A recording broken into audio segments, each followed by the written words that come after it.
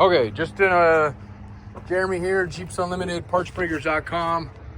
Did an interesting video. I don't typically have a lot of time to do these kind of videos as much as I enjoy doing videos. One of my employees the other day said, hey, I found one of your videos online when I was working in the yard, which is awesome because that's kind of like the ultimate thing, right? That you guys are using internal videos just like you would use at a company to kind of figure something out. And he goes, but he never really got to what I needed to get figured out, which was how to remove something. And I don't do a lot of how to remove stuff. I probably should, but it's a lot of time to do videos. So our videos are usually about our family life on the junkyard. That's a big one. And obviously we do product videos. Usually that's tubs and frames. We're really big on making sure people get what they buy, and we're under promise, over deliver. I mean, I know people claim that, but we truly do. And that's part of the reason we do videos. So this will be a little bit of an update video. We do live on the property, so if you don't know who we are, that's okay. We're not maybe famous in the Jeep world, but nothing too famous. Got the dozer up, super excited about that. John's, he's actually our lead fabricator, phenomenal fabricator. I mean, really, metal bending and welding, and just, he's got an art form. Every time I tell him to do something, for making it look nice, he said, well, I can do that, but I like functionality better. So I like the fact that he kind of goes at it with both angles, functional and nice looking. So, but I bring him up because he, lo and behold, he's a dirt mover as well, and he's very good at it. So we got a dozer. This is our yard. We have 7 acres. Most of our tubs and frames are our upper lot. Most of our customer projects and our own projects are at our south upper lot, and then we have our main lot. A total of 7 acres here, and it extends around the back side here. And really nothing but Jeeps. So our back wall back there, I can't claim nothing but Jeeps because there's some oddballs that were still kind of get crushed out here when we bought the yard years ago. But for the most part, 90% of everything in this yard is Jeep related. And this title is going to probably confuse you on this thing because it's really going to be talking about a automatic conversion or a manual conversion, and this one's more catered to the auto world.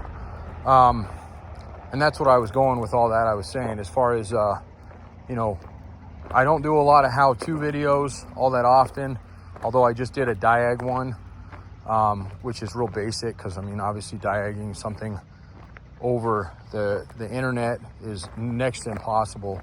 But it gives you some helpful pointers on where to start, because it is something like most people just start throwing mud at the wall, which is what I do. And I always greatly reflect later and regret how many parts I wasted to simply needed the one part. So pardon the mess. Where you can see John moving dirt back there. We're trying to get ready to put a big building up and get the ground leveled out, and because of that we've had to move everything everywhere, so it's just kind of sitting where it doesn't get hopefully harmed, and we can get it up later. So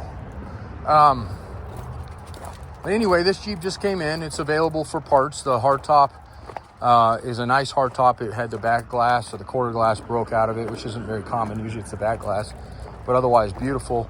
And I did order glass. We got new glass coming in, so we'll have brand new glass and seals, and this thing will be, actually the glass is here, we're waiting on the seals. So, and it'll be the match tinted, and that's a factory piece of glass, and yada yada yada. So okay.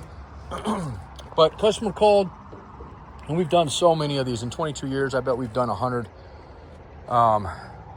auto or manual to auto, and vice versa, and then power brake conversion, power steering conversions. Really, it's one of my favorite things to do is to convert things over, but I like to do them the way that Jeep intended to do them. So you can get in there and hack up anything and make it work usually, or for the most part I've seen people do it. But I want to get in something, if it's an automatic and it was a manual or vice versa, I want to get in it and feel like, what, this was an auto before, or this was a manual before? I want that to be a surprise, because I want it to be done so well it looks factory. And really there's only one way to do that, and it's really to get another Jeep that has everything you need on it. Now, this video could be hours long if we went into every single caveat to doing these swaps. But they're not that hard. They're really simple. The big thing you got to remember on them is, especially on the OBD2 stuff, which is Jeep, the TJ, right? That came in 97, 96 was a dead year. And then everything before that, at least for the Wrangler YJs, and for the most part, every other Jeep. 95 was a mixed year on XJs, but we won't get into those. But on the YJs, they were OBD1 before that. And OBD1 had a little bit more, maybe there was a little bit more of a margin you could get away with. It's like doing woodwork, in my opinion. Like, you know, we worked with a carpenter not too long ago putting a window in. I put 2 windows in, and both of them came out. One came out too big of a hole. Next one came out too small of a hole. I'm like, I'm giving up on this. Had a buddy of mine who's a really good carpenter come in, and he gets close, and I'm like, well, it looks like there's a gap. He goes, it's good enough. And it did. It looked great when he was done. It was phenomenal. So, but with mechanical stuff, there's not a lot of that in the world of Jeeps. In a YJ, there's a little bit more because you can use a little bit more of a range of ECMs and harnesses. Not always, and there's a couple ifs in there, but for the most part, there's a little bit of a buffer area. When it comes to TJs, that buffer almost goes away completely. And the only way you can gain it back is really swapping everything that's out of it from the donor vehicle into it. Here's where one big mistake people take that and go, okay, well, I found an XJ. XJs are oftentimes a lot cheaper than a TJ. When you're doing a motor swap or a transmission swap, let's talk about the motor real quick, even though it's really not the topic of this. The motor is the only thing you can use. The motor and maybe a couple brackets. The ECM, the harness, there is nothing on that XJ that is going to simply plug into that TJ and going to work correctly. Can it be done? Sure, I've seen it done. Is it easy? Absolutely not. And most people fail doing it and end up going back to just doing the TJ stuff in the beginning. It's a sticker shock. The TJ stuff is more expensive. I mean, these are expensive to part. You know, you look at this Jeep and go, why would you part this Jeep? It's, you know, it's clean. And yeah, it is clean, but you know, this is what we do. So as far as we're concerned, if you call me and say, you know, I got a motor out of an XJ, I'm going to stop you and go, okay, hopefully that's all you got. And that's not the issue. Oh no, it never is the issue. It's always more. It's like, no, I try to make the harness work. Okay. Well, you know, good luck, nicely, but we won't even assist in that. I don't have the expertise to do it. I don't have the patience to do it. And it all comes back to what I said in the very beginning. I want it to look factory, and an XJ harness will not look factory under the hood. The way they loom their wires, everything is different. Okay, so that's the first thing on that. If you go, well, what about the rest of the drivetrain? The only 2 things you can really use on an XJ are the engine and the transfer case. Those will interchange almost perfectly, minus an oil adapter that you have to do, but that's easy to do. The transmission 100% will not work bolt in. Yes, you can convert them. Once again, it's just not something we do out here. So it's in a 9702, simple enough. It's a 32 RH for a 6-cylinder, a 30 RH for a 4-cylinder. Some people call them 999s. Some people call them 909s, 904s, 907. I mean, I hear it all, right? Torque flights, there's a lot of names for them. A 4-cylinder won't work in a 6, and a 6-cylinder won't work in a 4. And if you can keep those in mind when you're doing this swap and you call us and you go, how much does this cost? And we give you this quote, you go, wow, that was a little bit more than I thought it was going to be. And we tell you, well, this thing's going to be like it was from factory. And the first time you hit your key, as long as you got your grounds down, a few other little miscellaneous things, this thing's going to fire up. So yes, and I should bring that up. We do 4-cylinder, 6-cylinder swaps. That's a big conversion we sell out of here.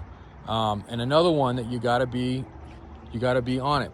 The only other piece of advice I'll give you before we get into the specifics of this particular manual to auto swap is, well, there's kind of 2. Somebody told me once, cry once, buy once. That's a good motto for these because it is expensive to do. But when you compare it to what a rebuilt transmission or just a transmission in general costs, especially if you go out on the market and call companies, it's pretty inexpensive. I mean, you can get the almost entire kit from us for what you might find a rebuilt transmission for. And we can still have a tranny rebuilt if you want. And oftentimes when you spend that kind of money, I say, let's send it out to Brad. It's our local builder. and he can do a once over on it, or he can do a full teardown, and it doesn't add all that much to the cost. So that's one thing. And then I got off on my tangent here. I'll come back to it, I'm sure. There was another thing that was a big thing. Anyway, so that's going to be the big thing, right? And we're going to use the same year stuff. If you don't want to mess with your dash harness when you're doing one of these conversions, don't want to pull your dash, don't want to mess with your heater box, don't want to do any of that, it's important to keep the same year.